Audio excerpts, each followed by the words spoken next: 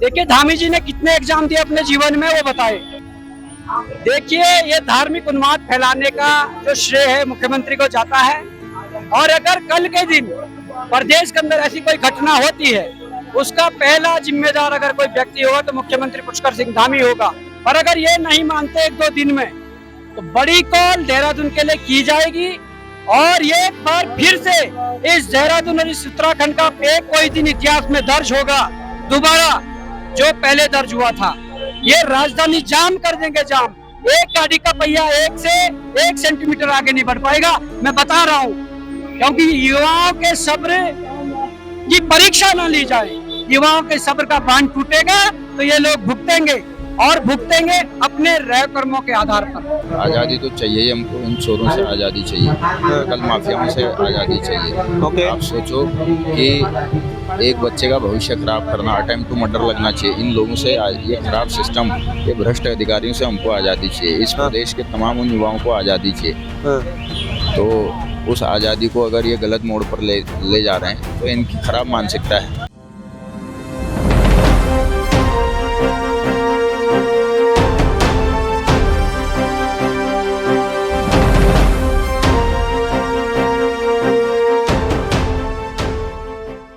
दोस्तों नमस्कार, आज बात करेंगे यूके 8080 पेपर लीक की, जिसके विरोध में पूरे प्रदेश भर में विरोध प्रदर्शन हो रहा है। इससे धामी सरकार की साख पर बन आई है। उत्तराखंड स्वाभिमान मोर्चा और बेरोजगार संघ का ये आरोप है कि धामी सरकार ने एक बार छात्रों को हरिद्वार से झूठ बोलकर बिना अभिभावकों को बताए बस में भर कर देहरादून ले जाने की कोशिश की है। उन्हें यह कहकर बुलाया गया था कि आपकी रेस लगाई जाएगी, देहरादून चलो। वहीं यह भी आरोप साथ में लगाया जा रहा है कि मुख्यमंत्री पुष्कर सिंह धामी जी द्वारा कोचिंग सेंटरों में पुलिस भेजकर डराया जा रहा है।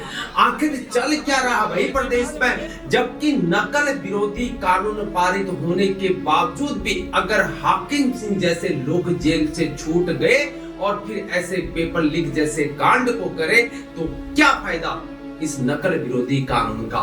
जब न्याय ही ना मिले और भ्रष्टाचार को ही न रोक पाए तो क्या फायदा इस कानून का। और हद तो तब हो जाती है जब प्रशासन सोया रहता है और पेपर लीक हो जाता है, और उसका सबूत भी यहाँ पर अभ्यर्थी ही देते हैं और बेरोजगार संघ देता है। भाई ये कैसा तंत्र है जहाँ तंत्र का काम आम आदमी करे और फुकट की तनख्वाह ये तंत्र खाए। ये सबसे पहले हमारे टैक्स के पैसों का हिसाब किताब है।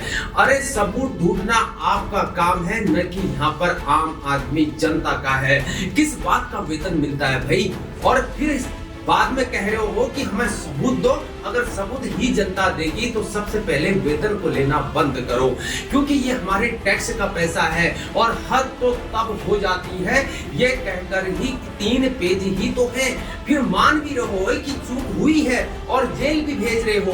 पूरा तंत्र ही यहाँ पर फेल हो गया है। भगवान से चल रहा है सब। बस हिंदू मुसलमान करो, बस धर्म की राजनीति करो, बस चाहे वो बीजेपी हो या कांग्रेस हो या कोई अन्य पार्टी हो। पता नहीं नेता किस लिए बनते हो, जनता की सेवा या वास्तव में पैसों की भूख है। अरे एक दिन मर जाएंगे भाई, फिर क्या रह जाएगा इन पैसों का। भ्रष्टाचार का पैसा पता नहीं, आज तक यह समझ में नहीं आता है कि इन अधिकारियों और इन नेताओं के पास आखिर इतना ज्यादा रोकड़ा, इतनी नकदी आती कहां से है। इतना वेतन तो मिलता ही नहीं है। आखिर इसकी बात कौन करेगा, कौन इसकी जांच को करेगा। कहते हो हम देशभक्त पार्टी, हम देशभक्त हैं, हम देशभक्त नेता है। अरे नहीं, भूल कर रहे हो। अगर तुम ये कह रहे हो तो लक्ष्मी माता भी तुमको और लालची बना देगी। मैं सबकी बात यहाँ पर नहीं कर रहा हूँ। असल में तुम देशभक्त हो ही नहीं, यहाँ पर नोट भक्त हो जो ऐसे काम कर रहे हैं। आम आदमी का विश्वास अब खोता हुआ जा रहा। मैं एक आम इंसान हूँ, लेकिन अब इन अधिकारियों और इन नेताओं से अब विश्वास उठता हुआ जा रहा है। मैं एक अभिभावक भी हूँ, एक गार्जियन हूँ, लेकिन भविष्य की चिंता हमें सताती है इस भ्रष्टाचार से, चाहे वो अधिकारी हो चाहे वो नेता भ्रष्ट हो। वहीं ऐसा भी साथ में एक खेला जा रहा है कि उत्तराखंड सरकार में सचिव शैलेश बगोली जी के द्वारा यह सरकार के द्वारा ये खेला जा रहा है। ऐसा एलिगेशन बेरोजगार संघ और उत्तराखंड स्वाभिमान मोर्चा का है। उनका ये कहना है कि नकली छात्र संघ में एक सरकारी कर्मचारी को बुलाया गया है, जिस पर पहले से ही यहाँ पर भ्रष्टाचार के आरोप लगे हुए हैं। उनका ये एलिगेशन है कि कहीं न कहीं पेपर लीक के तार इसी व्यक्ति से जुड़े हुए प्रतीत होते हैं, जिसकी अभी तक कोई भी जांच नहीं हुई है। इसकी संपत्ति की भी जांच हो और ऐसे कर्मचारियों को तत्काल सेवा से बर्खास्त किया जाए। यदि ऐसा है तो क्या यह प्रदेश में भ्रष्टाचार और पेपर लीक माफियाओं के लिए संरक्षक का काम नहीं है? छात्र देहरादून हो या हल्द्वानी हो या गढ़वाल हो या कुमाऊं हो, सभी जगह छात्र विरोध प्रदर्शन कर रहे हैं, जिससे धामी जी को 2027 का डर सता रहा है। एक तरफ सरकार जो है एसआईटी के गठन कर रही है। मुख्यमंत्री धामी जी ने बोला था कि हम एसआईटी का गठन करेंगे, एक प्रोसेस है। अगर एसआईटी कंप्लीट नहीं हो पाती, जिसमें वहाँ पदाधिकारी थे जो प्रशासनिक अधिकारी है, तभी जो है सीबीआई को हैंड ओवर हो सकता है। क्या लगता है आपको? एसआईटी तो 2023 में भी गठित थी, पर इन लोगों से पूछना हम चाहते हैं कि उस रिपोर्ट का क्या हुआ। हाँ, जो एसआईटी 2023 में जब हाकम सिंह और उसके लगभग 100 से अधिक साथी पकड़े गए थे, हाँ, तो उस एसआईटी की जो रिपोर्ट है वो पहले सार्वजनिक करी जाए। हाँ, तो ये हमको लॉलीपॉप देने का काम कर रहे हैं। हाँ, ये बस जैसे तैसे आंदोलन खत्म हो जाए इसका पूरा प्रयास कर रहे हैं। पर हम लोग अपनी डिमांडों को लेकर के बड़ी मजबूती से वहाँ भी देहरादून के अंदर भी बैठे हैं और यहाँ पर भी भूख हड़ताल के माध्यम से बैठे। तो जब तक मांगे पूरी नहीं होंगी भूख हड़ताल जारी रहेगा। जी मिस्टर धामी जी का हम जो है एक मीडिया बाइट सुन रहे थे। उन्होंने ये कहा है कि ये इसको पेपर लीक नहीं कहा जा सकता, ये नकल का एक प्रकरण है। हम कह रहे हैं कि पेपर लीक हुआ है, परीक्षा दोबारा कराओ। हाँ। इसके लिए भूख हड़ताल तक करने के लिए हम तैयार हैं। हाँ। अगर धामी जी आपकी बात सही है और कल आपने जितने भी आपने जो बंदर बांट जो कर रखी है, राज्य दर्जा मंत्री के पद जो आपने बंदर बांट करके बांट रखे हैं जी, उन सब लोगों से, अपने विधायकों से, अपने मंत्रियों से जो आपने कल प्रेस कॉन्फ्रेंस करवा करके ये कहलवाया है कि पेपर लीक नहीं हुआ है, हाँ। तो पूरा युवा इस प्रदेश का इस बात को नहीं मान रहा है। आप भी इस बात को मनवाने के लिए किसी मंत्री को भूख हड़ताल पर बिठवाइए, हाँ। और तब हम मानेंगे, तब तुम्हारी बात को हम मानेंगे। हाँ। ये मैं धामी जी से कहना चाहता हूँ। हाँ। और धामी जी ये कह रहे हैं कि हम एसआईटी के गठन कर रहे हैं, नकल विरोधी कानून लेके आए हैं हम। नकल विरोधी कानून हम पहले भी कहते थे कि वो लचीला है, हाँ। और उसका पुख्ता प्रमाण 20 तारीख की शाम को आ गया, हाँ। जब हाकम सिंह हाँ। दोबारा से अरेस्ट हुआ। नकल विरोधी कानून में कौन सी ऐसा धारा कम पड़ गई थी धामी जी, हाँ। जिस वजह से इस पहाड़ के सपनों, युवाओं के सपनों का गला घोटने वाला हाकम सिंह बाहर निकल गया। ओके। तो इसीलिए ये नकल विरोधी कानून, और खुद आप ऊपर वो देख रहे होंगे प्रेस का जो हमने चिपका रखा है, हाँ। उसमें कल के अखबार में आया है, खुद भगत सिंह कोश्यारी जी, हाँ। जो कि धामी जी के गुरु हैं, हाँ। वो खुद कह रहे हैं कि ये जो कानून है इससे जो है पेपर लीक नहीं रुक सकता। कम से कम उनकी तो मानो, हमारी नहीं मान रहे हो तो यही हम कहना चाहते हैं। जहाँ तक ये मुख्यमंत्री धामी जी का साफ ये कहना है कि हम जो अभी जो अनशन पे बैठ रहे हैं, प्रदर्शन कर रहे हैं, उनका ये कहना है कि वो उन्होंने कभी एग्जाम तो दिया नहीं है और अपने आप को जो है छात्र बताते हैं, क्या उन्होंने कभी एग्जाम नहीं दिया, ये एक पॉलिटिकली कनेक्टिवेटेड लगते हैं, ऐसा उनका कहना है। धामी जी से मैं आपके चैनल के माध्यम से ये कहना चाहूँगा कि ये सवाल अमित शाह से पूछें। अमित शाह को पूछो कि उनका लड़का AIC क्या है वो, ऑल इंडिया है ICCI का वो कैसे चेयरमैन कैसे बना, उसको क्रिकेट खेलना आता है क्या? तो इस तरीके की भ्रामक बातें धामी जी इसीलिए कर रहे हैं ताकि आंदोलन कम। हम सब लोग परीक्षाओं की तैयारी करते करते थक चुके हैं, इस तरीके की तैयारियों से हम गुजर चुके हैं। इसीलिए आज उन सभी बेरोजगार युवाओं का हम नेतृत्व कर रहे हैं और इसमें कोई बुराई नहीं है। और अगर इसमें किसी को नेतागिरी लग रही है तो जिसको लग रही है वो मुख्यमंत्री से बात करके CBI जांच करवा दो और हमारी नेतागिरी खत्म कर दो। ये हम उनसे कहना चाहते हैं। धामी जी का एक ये भी कहना है कि जिस प्रकार से आज़ादी के नारे लगाए जाते हैं, कोशिश की जा रही है कि जो है उत्तराखंड का माहौल बिगाड़ने की कोशिश किया जा रहा है और यहाँ पर शहीन बाग और JNU जैसी हालत करने की कोशिश की जा रही है। आज़ादी तो चाहिए हमको, इन चोरों से आज़ादी चाहिए, नकल माफियाओं से आज़ादी चाहिए। ओके। आप सोचो कि एक बच्चे का भविष्य खराब करना, अटेम्प्ट टू मर्डर लगना चाहिए। इन लोगों से ये खराब सिस्टम, ये भ्रष्ट अधिकारियों से हमको आज़ादी चाहिए। इस प्रदेश के तमाम उन युवाओं को आज़ादी चाहिए।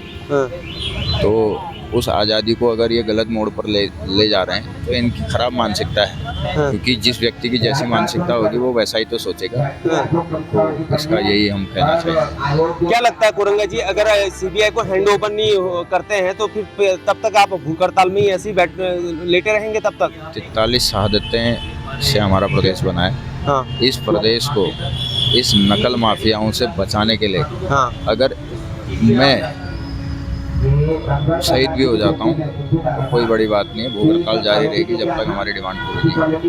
धामी जी अब भी यह कह रहे हैं कि यह नकल जिहाद है, यह नकल का एक प्रकरण है, पेपर लीक नहीं है। कभी यह भी सामने आ रहा है कि आजादी के नारे लगाए जा रहे हैं, जबकि प्रदर्शन कर रहे अभ्यर्थियों का ये कहना है कि हमें भ्रष्टाचार से आजादी चाहिए और इन नकल माफियाओं से आजादी चाहिए।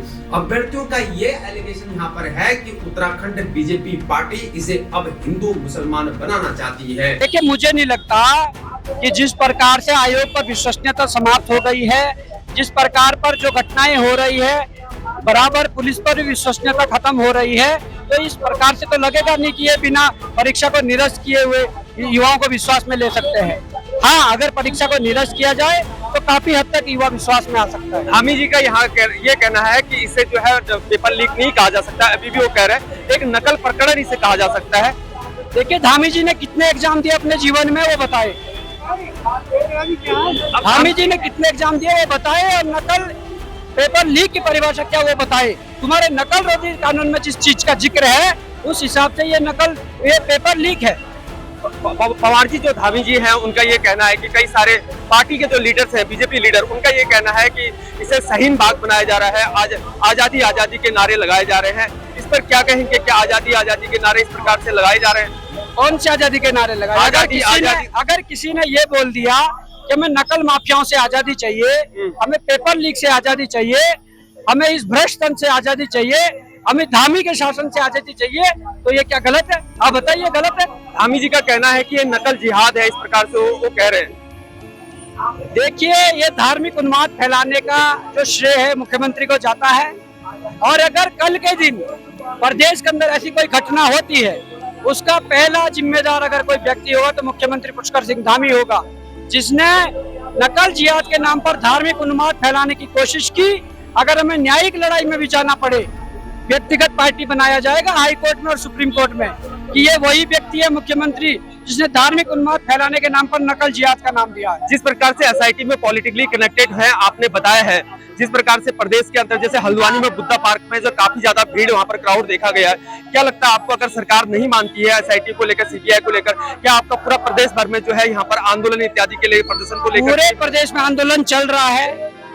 हल्द्वानी में भूख हड़ताल शुरू हो चुकी है, बड़ी संख्या में अलग अलग जगहों पर आंदोलन चल रहा है। पर अगर ये नहीं मानते 1-2 दिन में, तो बड़ी कॉल देहरादून के लिए की जाएगी, और ये एक बार फिर से इस देहरादून और इस उत्तराखंड का कोई दिन इतिहास में दर्ज होगा दोबारा, जो पहले दर्ज हुआ था। ये राजधानी जाम कर देंगे, जाम। एक गाड़ी का पहिया 1 सेंटीमीटर आगे नहीं बढ़ पाएगा, मैं बता रहा हूँ, क्योंकि युवाओं के सब्र की परीक्षा न ली जाए। युवाओं के सब्र का बांध टूटेगा तो ये लोग भुगतेंगे, और भुगतेंगे अपने रय कर्मों के आधार पर। वहीं कुछ हिंदू संगठन और बीजेपी पार्टी का ये एलिगेशन है कि इसे सहीन बाग बनाने की कोशिश की जा रही है और छात्रों को वर्ग लाकर अपना हित साधने की कोशिश की जा रही है। बस राजनीति हो रही है। अलग अलग बयान सामने को देखने को मिल रहे हैं। आखिर क्यों न सबसे पहले सभी अधिकारियों और इन नेताओं की जांच सबसे पहले हो, पता नहीं। यह समझ में आज तक नहीं आया है कि ये लोग देश से प्यार करते हैं या सत्ता से या पैसों की भूख है। एसआईटी के गठन की बात यहाँ पर की गई है, तो अभ्यर्थियों का वही ये कहना है कि एसआईटी नहीं, इसे सीबीआई को हैंड ओवर किया जाना चाहिए, क्योंकि राज्य सरकार इस पर साफ तरीके ट्रांसपेरेंसी से काम नहीं कर सकती है। सीबीआई को हैंड ओवर करेगी जो एसआईटी, ये ध्वस्त होगी क्या? बचाने का प्रयास है, पूरी सरकार को बचाने का प्रयास है, और साथ ही सरकार को तो बचाने का ही है, लेकिन जो पूर्व में कांग्रेस नेताओं ने भी कुछ किया होगा उनको भी बचाने का प्रयास हो रहा है। हम चाहते थे कि इस प्रदेश में जो है सीबीआई आए तो सिर्फ भाजपा नेताओं तक ही सीमित न रहे, कांग्रेस के नेताओं तक सीमित रहे। उसके अलावा जिस नेता ने सत्ता भोग इस प्रदेश में किया, जिस सरकार ने भी किया है, उनकी सीबीआई जांच बहुत जरूरी है। चाहे वो सर जिस प्रकार से उत्तराखंड के सीएम धामी जी ने, कल मैं एक मीडिया बाइट सुन रहा था, उसमें उन्होंने कहा कि उत्तराखंड बेरोजगार संघ के जितने भी पदाधिकारी है, उन्होंने कभी कोई एग्जाम तो दिया नहीं है। तो उस बारे में अपने विचार किस प्रकार से रखते हैं, जबकि सारे पढ़े लिखे एग्जाम दिए कई सारे मैं तो वही हम सोच रहे हैं कि मुख्यमंत्री ने ऐसा कैसे बोल दिया।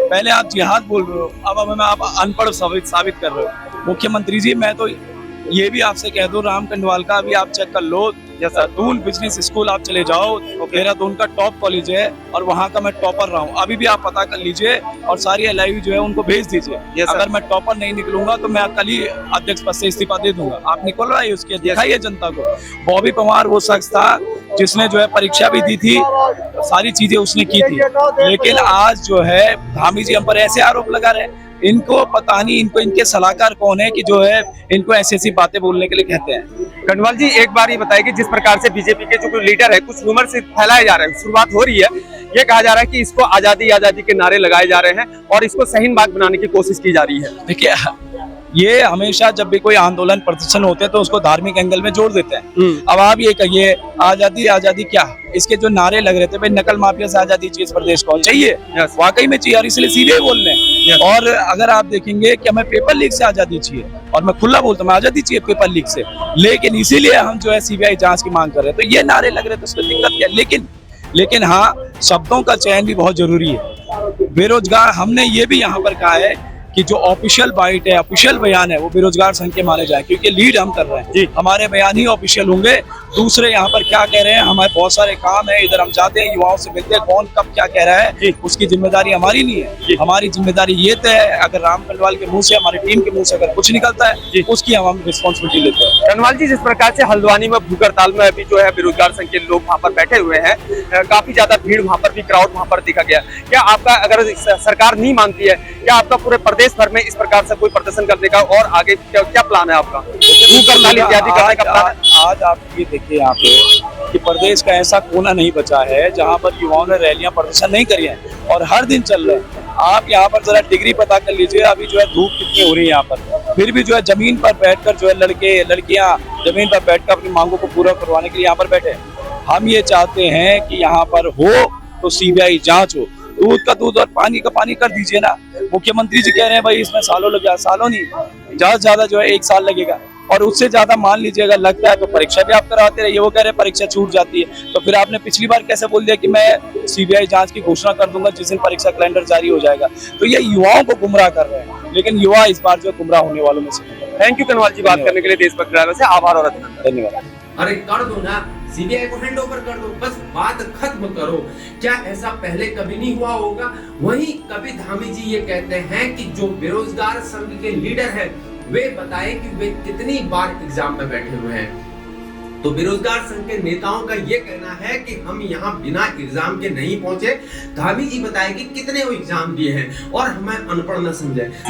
एसआईटी का जो गठन किया गया उसमें पॉलिटिकली कनेक्टेड बीजेपी बताया गया है। अगर सीबीआई को ये हैंड ओवर नहीं किया जाता है तो आने वाले समय में आपका और क्या पद हो सकता है? अभी केवल सीबीआई के लिए है, प्रोटेस्ट लगातार जारी रहेगा, और अगर चाहेगा तो यहाँ से ये बहुत आगे तक जाएगी अलग।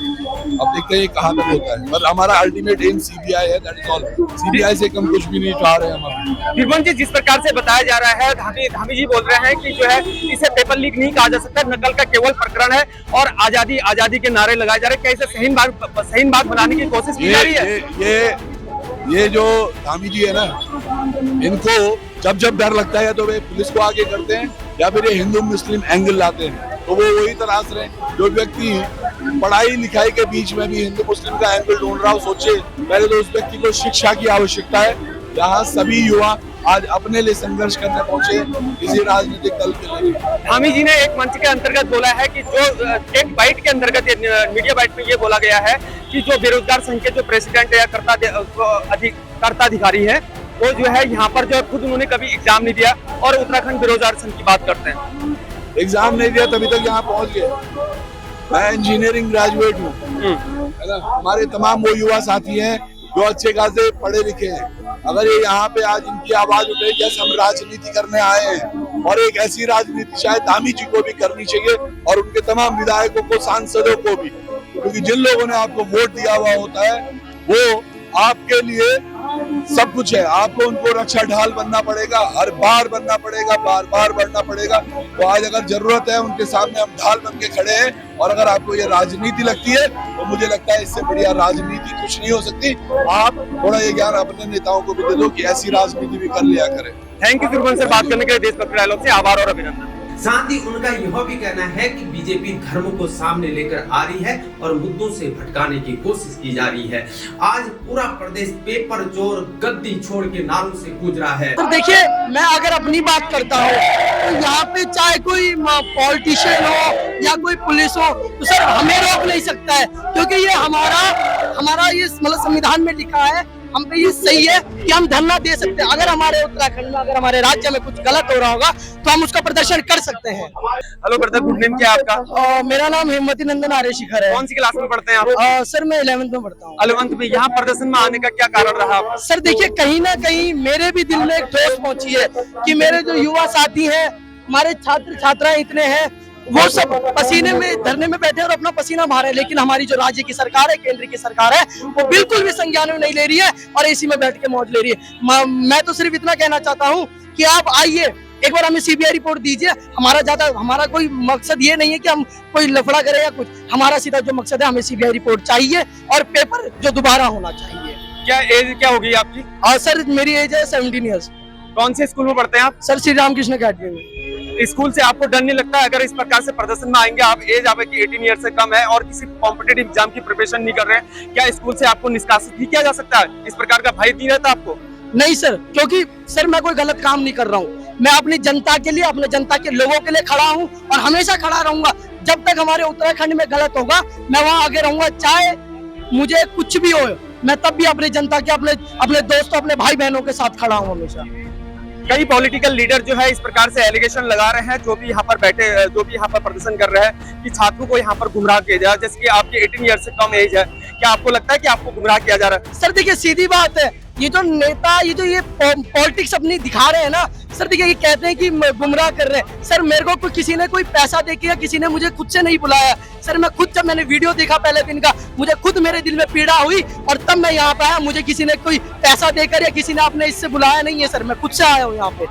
आगे जाके कौन सी एग्जाम की प्रिपरेशन कर रहे हो? देखिए आगे जाके जितने भी हमारे उत्तराखंड के लेवल में जो हमारे एग्जाम्स होंगे, हम उसकी प्रिपरेशन करेंगे और कहीं ना कहीं हम अपने छात्र छात्राओं के साथ भी खड़े रहेंगे। वहीं हल्द्वानी में भी विरोध प्रदर्शन देखने को मिल रहा है, जहां बेरोजगार संघ के भूपेंद्र सिंह गोरंगा भूख हड़ताल पर बैठे हुए हैं। हालांकि सीएम धामी ने उनसे भूख हड़ताल तोड़ने को कहा है, लेकिन उनका यह कहना है कि यदि धामी सरकार एसआईटी की बात न कर इसे सीबीआई को हैंड ओवर कर दे और री एग्जाम को करा दे तो हम अनशन, भूख हड़ताल और प्रदर्शन को बंद कर देंगे।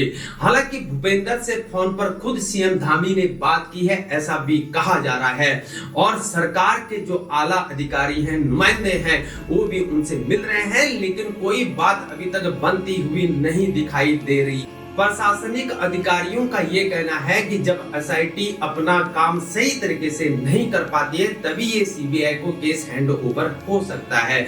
आखिर यहाँ पर किसको बचाने की कोशिश हो रही है? आखिर कब देश से और इस प्रदेश से भ्रष्टाचार खत्म होगा और हम विकसित राष्ट्र बन पाएंगे? यदि ऐसा ही रहा तो 2037 के खाली ख्याली गुलाब बनाए जा रहे हैं, ख्याली सपने दिखाई दे रहे हैं और अपने अपने यहाँ पर घरों को भरे जा रहे हैं। जय हिंद, भारत माता की जय।